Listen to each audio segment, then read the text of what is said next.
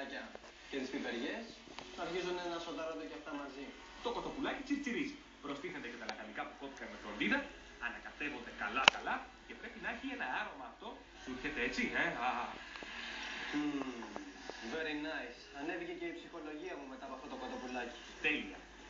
Το κυρίως πιάτο πιστεύω θα έχει δώσει όλα τα κόλπα ο Σωτήρης για να μας αφήσει το στόμα ανοιχτό.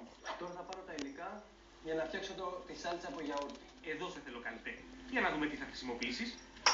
Θα πάρω πολύ λίγο σκορδό γιατί δεν θέλω να θυμίζει σκορδαλιά.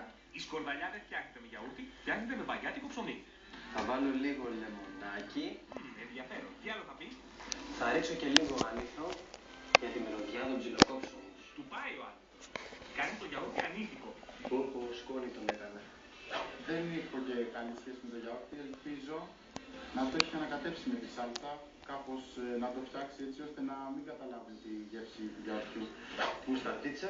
Κι άλλη μουστάρδα. Αυτό το κοτόπουλο θα είναι πύραμος. Τι άλλο πάει στη γιαουρτένια? Κέτσαπ. Πιο πολύ για το χρώμα όλα. Έχουν και γεύση όλα αυτά. Έντονη. Άλλο? Και μπόλικο σουμάκι να σκάει στο τοντάκι και να παραξενεύονται. Σουμάκι. Τι είναι αυτό? Είναι υπόξινο και αραβικό. Θα ανακατέψω